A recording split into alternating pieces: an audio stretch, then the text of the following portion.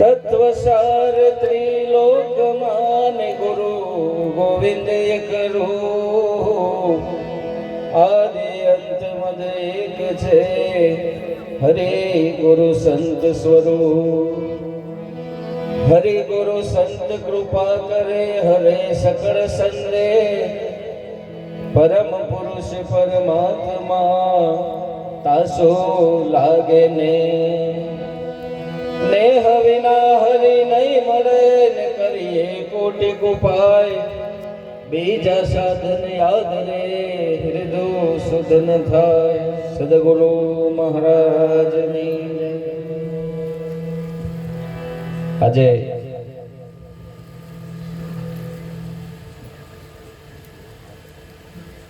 દરેક સત્કર્મ થાય, આવું યજ્ઞોપવિત ધર્મ કાર્ય થાય ત્યારે સદગુરુ શંકરરામ મહારાજની યાદી થાય કે આ જીવને જ્યારે કોઈ માન આપે કે કોઈ પણ આના મુખ જ્યારે સેવામાં સત્સંગમાં આ હાથ કે તન કે મન કે ધન, ત્યારે હું વારંવાર એક જ વસ્તુનું ગુરુ મહારાજની કૃપાથી યાદ કરું છું કે હવે બેસી જજો, પછી હવે વચ્ચે કોઈ હિંસલ બહુ આવજો ના, બેસીને જે કામ કરવું હોય શાંતિથી. એમ લાગે કે ખરેખર એ પલ કઈ હશે કે મને મહારાજના વચનમાં વિશ્વાસ બેઠો અને હું એમની વાતમાં માનતો થયો.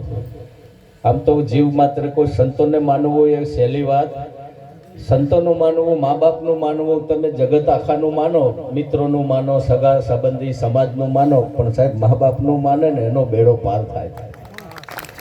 અને સંતનું માને એનું તો જન્મ મરણ મટી જાય, આ આધિ વ્યાધિ ઉપાધિ તકે.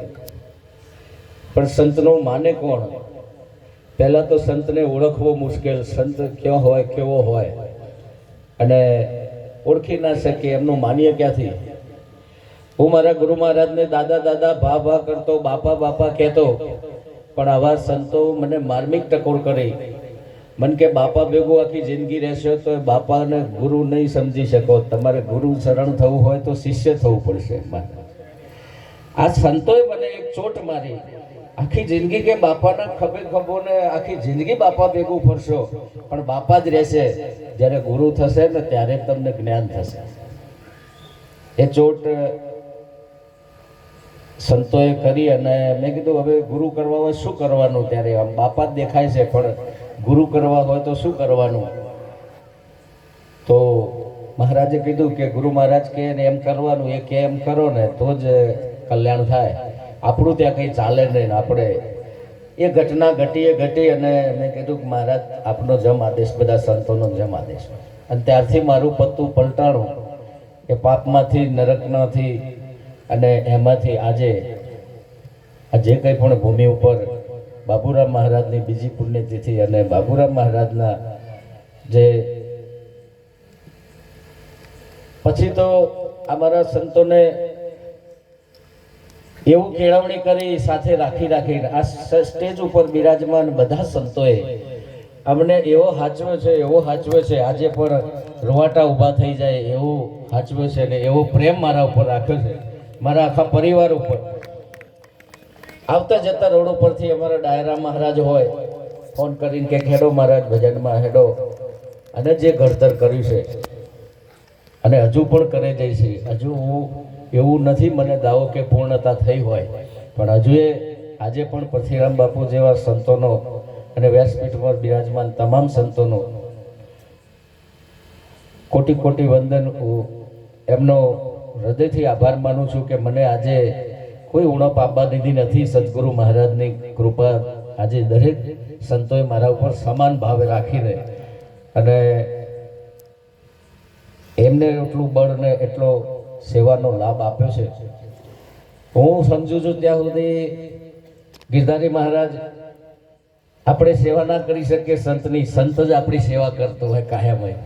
સંત જ સંતની સેવાનો હજુ એમ થાય કે હું સંતની સેવા લઉં છું, સંતો જ મારી સેવા કરતા હોય એવું લાગે. એટલે કોટી કોટી વંદન. આજના પ્રસંગે બાબુરામ મહારાજની પુણ્યતિથિ નિમિત્તે હું ભાવના રાખું, શુભ ઈચ્છા રાખું કે જીવ માત્રને દ્રષ્ટિનો ઉઘાડ થાય, સંતોનો પ્રેમ મળે, સંતોનો સંગ મળે, એવું આજના પ્રસંગે શુભેચ્છા પાઠવી આજના પ્રસંગની શરૂઆત કરીએ.